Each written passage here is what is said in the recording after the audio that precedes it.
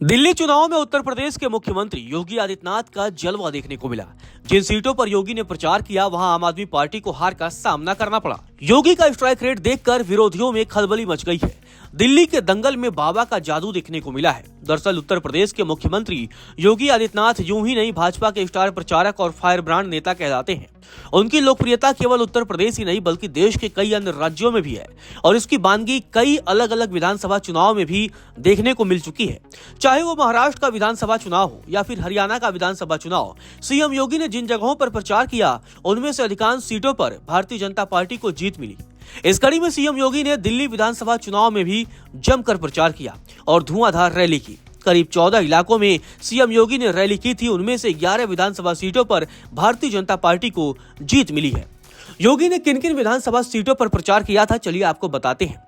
CM Yogi Adityanath ने Mangolpuri, JJ colony के शिव विहार, इंद्रपुरी के बुद्ध नगर, किराड़ी, करोलबाग, जनकपुरी विधानसभा, गोंडा, शाहदरा, उत्तम नगर, द्वारका, बिजवासन, पालम, राजेंद्र नगर, पटपड़गंज, सुल्तानपुर और देवनगर में रैलियों को संबोधित किया था। इन रैलियों में सीएम योगी ने आम आदमी पार्टी पर खूब निशाना साधा था और अरविंद केजरीवाल को भी जमकर निशाने पर लिया था। योगी ने इन सीटों पर रैली कर नतीजों को भारतीय जनता पार्टी के पक्ष में मोड़ दिया है। मंगोलपुरी विधानसभा सीट पर भारतीय जनता पार्टी के उम्मीदवार राजकुमार चौहान ने जीत हासिल की है। राजकुमार चौहान कभी शीला दीक्षित के करीबी नेताओं में से एक माने जाते थे, लेकिन उन्होंने बाद में भारतीय जनता पार्टी का दामन थाम लिया था। शिव विहार, जहां सीएम योगी ने प्रचार किया था, वो संगम विहार विधानसभा क्षेत्र में आता है। संगम विहार सीट से बीजेपी के चंदन कुमार चौधरी ने जीत हासिल कर ली है। इसके अलावा जनकपुरी सीट पर भी बीजेपी के उम्मीदवार आशीष सूद ने जीत हासिल की है। इस पर भी सीएम योगी ने प्रचार किया था। गोंडा विधानसभा सीट पर बीजेपी के अजय महावर ने जीत हासिल की है। शाहदरा विधानसभा सीट पर बीजेपी के उम्मीदवार संजय गोयल ने जीत हासिल की है। वहीं उत्तम नगर विधानसभा सीट से बीजेपी उम्मीदवार पवन शर्मा ने जीत हासिल की है। द्वारका विधानसभा सीट से बीजेपी उम्मीदवार प्रद्युम्न राजपूत ने जीत का परचम लहराया है। बिजवासन सीट पर आम आदमी पार्टी से भारतीय जनता पार्टी में शामिल हुए कैलाश गहलोत ने जीत हासिल की है।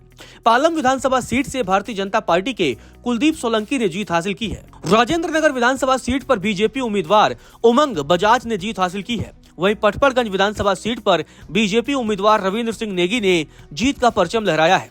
इन सभी सीटों पर सीएम योगी आदित्यनाथ ने रैलियों को संबोधित किया था। सीएम योगी ने जहां रैली की थी वहां सिर्फ 3 सीटें ऐसी हैं जहां बीजेपी को जीत नहीं मिली। वो सीटें हैं सुल्तानपुर विधानसभा सीट, किराड़ी विधानसभा और करोलबाग विधानसभा। यहां भी भारतीय जनता पार्टी ने आम आदमी पार्टी को अच्छी टक्कर तो दिया, लेकिन नतीजे जीत में तब्दील नहीं हो पाए। योगी ने दिल्ली और मिल्कीपुर में बीजेपी की जीत का कारण भी बता दिया। सीएम योगी ने कहा कि दिल्ली विधानसभा और मिल्कीपुर विधानसभा उपचुनाव का परिणाम झूठ और लूट की राजनीति पर पूर्ण विराम का स्पष्ट संकेत कर रही है। प्रधानमंत्री नरेंद्र मोदी के नेतृत्व में पिछले 11 वर्षों से जो सेवा, सुशासन और लोक कल्याणकारी कार्य निरंतर चल रहे हैं, यह उनकी विजय है। दिल्ली में विजयी हुए सभी प्रत्याशियों, भाजपा के सभी कार्यकर्ताओं को हृदय से बधाई।